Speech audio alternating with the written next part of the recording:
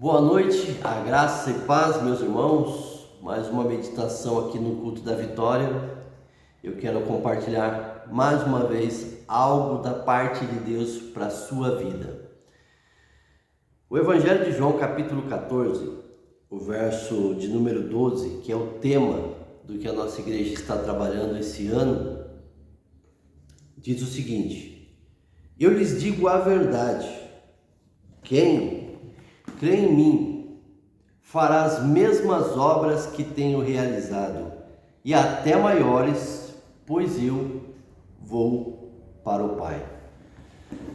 João 14, Jesus ele faz algumas afirmações acerca dele e, como nós vimos aqui agora, acerca da nossa vida, da nossa caminhada, do nosso trajeto após a sua morte e a sua ressurreição. E quando ele se trata, ou quando ele trata acerca dele, lá no verso 6 ele está dizendo: eu sou o caminho, a verdade e a vida.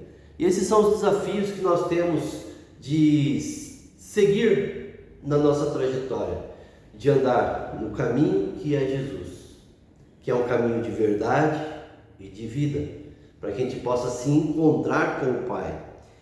Mas voltando agora aqui para o verso 12, onde ele vai dizer: eu lhes digo a verdade, quem crê em mim fará as mesmas obras que tenho realizado e até maiores, pois eu vou para o Pai. O tema que eu quero compartilhar com os irmãos hoje, ele fala sobre obras maiores. Então, o que é, para quem é, nunca vi, nem comi, só ouvi falar, é o seguinte: obras maiores não são que a nossa cabeça ela viaja para aquilo que nos beneficia. Isso é quase que via de regra. A nossa humanidade, a nossa natureza nos leva a pensar dessa forma. E como eu costumo dizer, quando isso acontece é bônus que Deus concede a cada um de nós. Então Ele nos abençoa dessa forma. Mas quando Ele está falando sobre essas obras maiores, ou obras maiores do que as que eu faço, nós iremos realizar, isso envolve vários fatores. Um é o tempo. Jesus, durante 3 anos, exerceu seu ministério, anunciando o reino de Deus. Então, após esses 3 anos, ele foi traído, ele foi negado, ele foi vendido, ele foi morto e ele ressuscitou.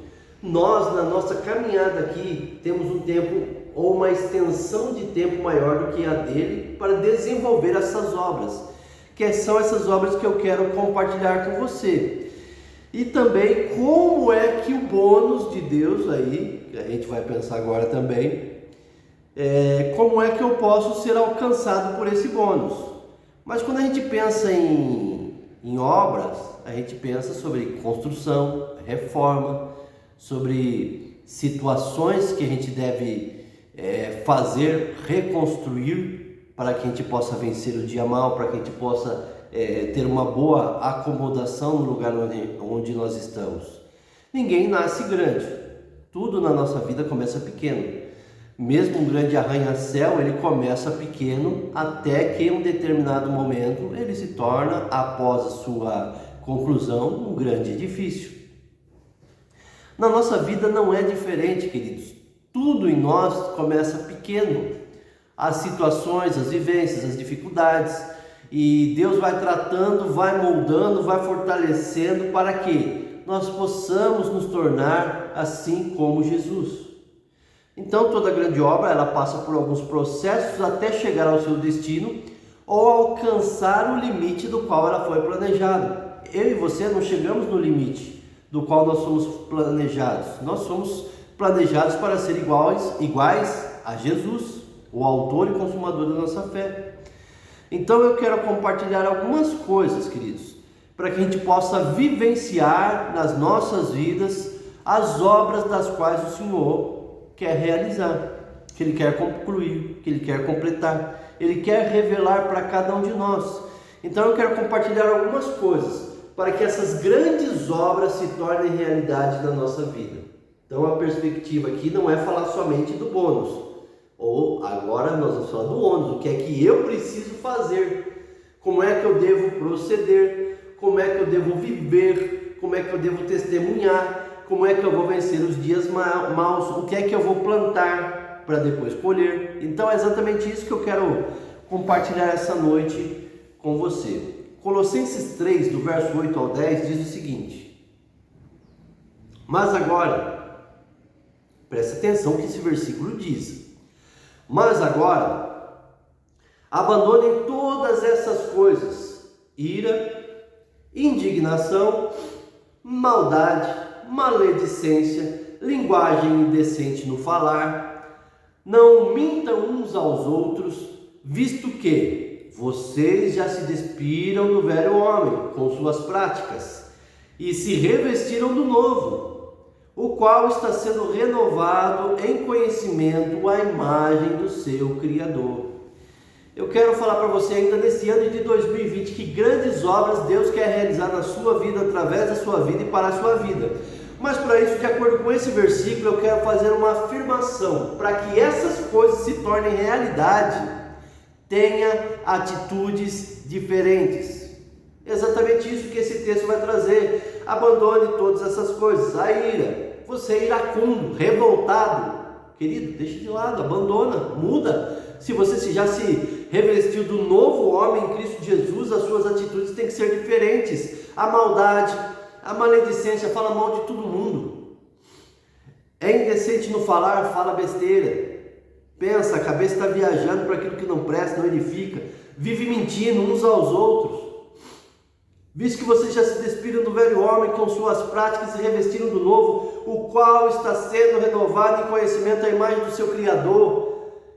Precisamos ter atitudes diferentes para vencer o dia mau, as circunstâncias ao nosso redor, abandonando tudo isso que essa palavra está dizendo, tendo atitudes diferentes.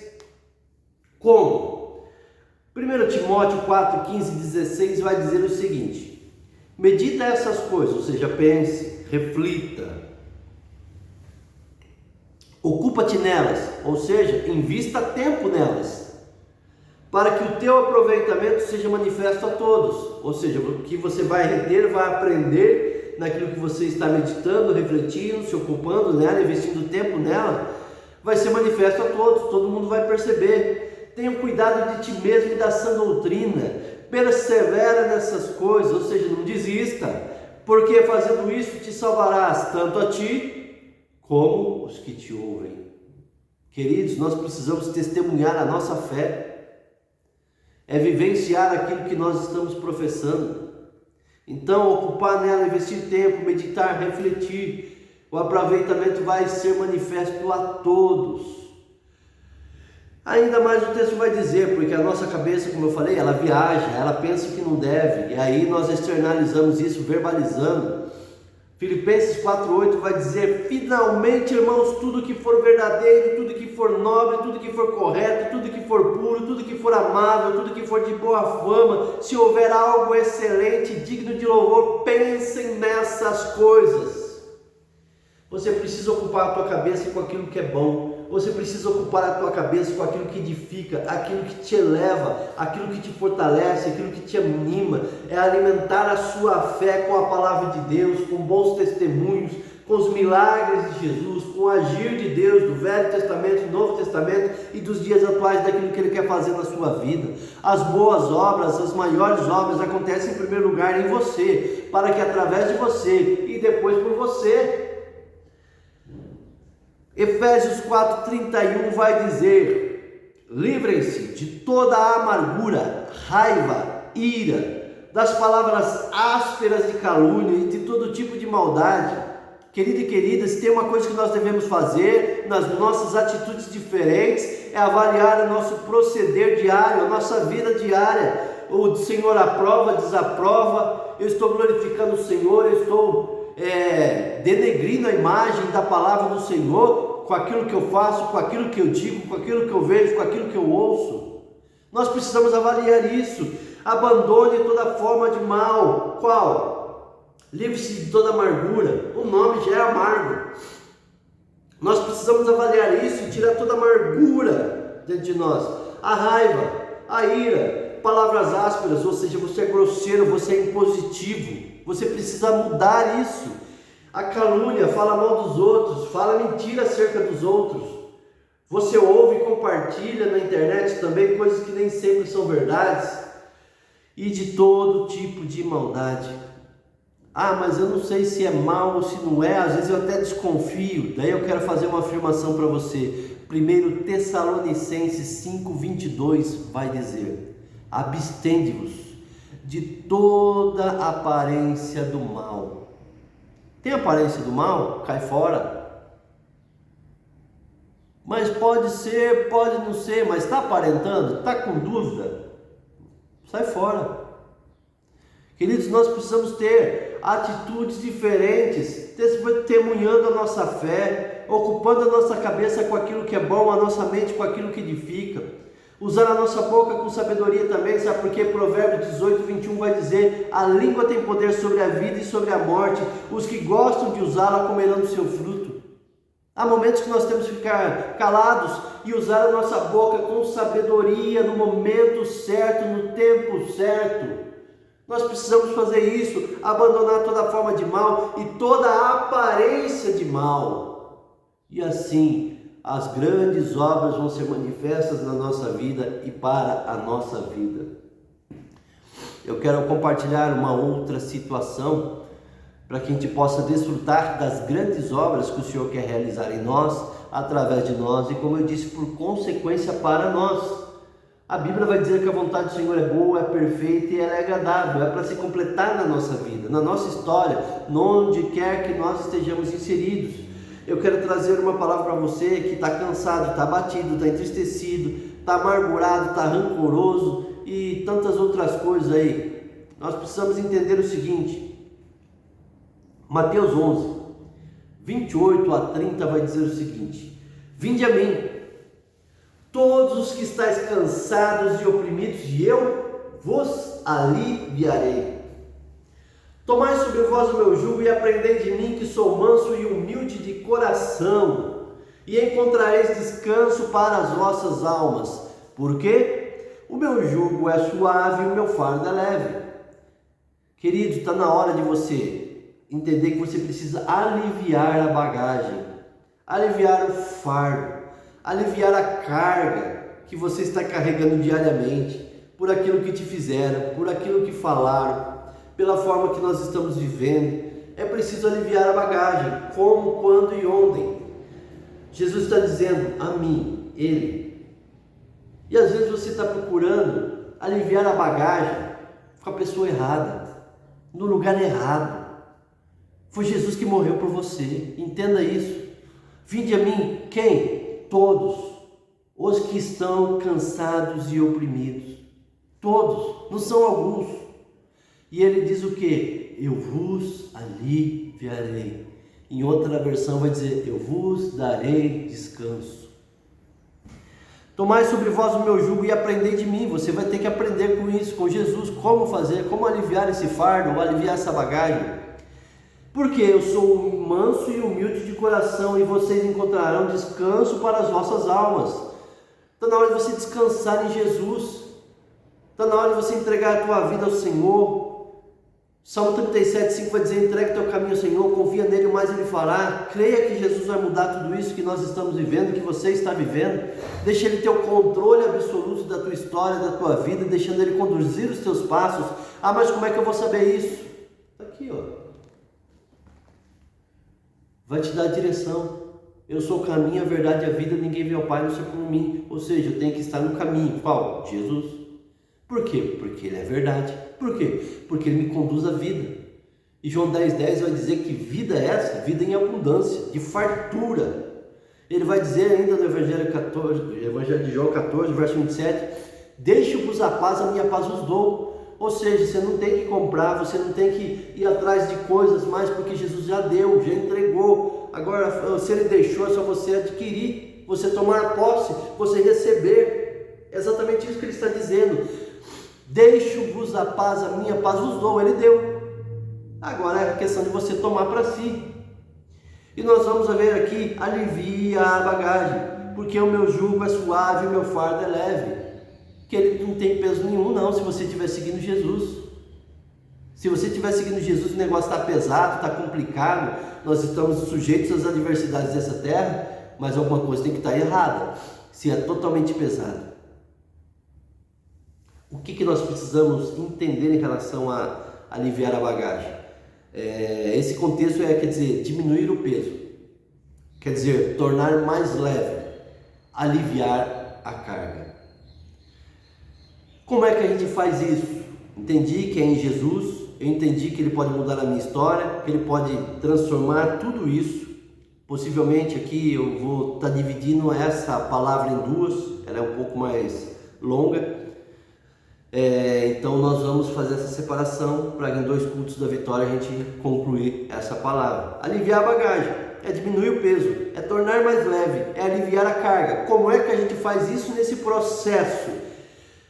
Gálatas 6:22 diz o seguinte: ajudem a levar os fardos uns dos outros e obedeçam desse modo a lei de Cristo. Como é que a gente vai aliviar a carga, aliviar a bagagem? Queridos, é compartilhando. Compartilhe o fardo, o seu e o de outro. Às vezes as pessoas, ou você mesmo de repente foi compartilhar algo, o peso, as dificuldades do seu dia a dia, as angústias, as tristezas, até mesmo vitórias. Daí sabe o que o outro faz? Carrega mais o seu fardo. Ih, para com isso, não vai dar certo não. Ih, larga disso. Ih, essa pandemia vai matar muito mais gente. Por mais que algumas coisas sejam realidades, nós temos que entender que a Bíblia vai dizer que nós somos mais que vencedores, que nós podemos todas as coisas naquele que nos fortalece, que Jesus é o caminho, a verdade e a vida, que tudo aquilo que é impossível para o homem não é para Deus. Nós temos que nos apegar ao que a Bíblia diz, trazendo paz ao nosso coração, renovo ao nosso coração, e assim, dessa forma, como Jesus disse, Ele: vinde a mim todos os que estáis cansados e oprimidos, e eu vos aliviarei. É lançar sobre Ele toda a nossa ansiedade, porque é Ele que tem cuidado de nós. Assim nós vamos aliviar a nossa bagagem, deixar o Espírito Santo ser o condutor da nossa história.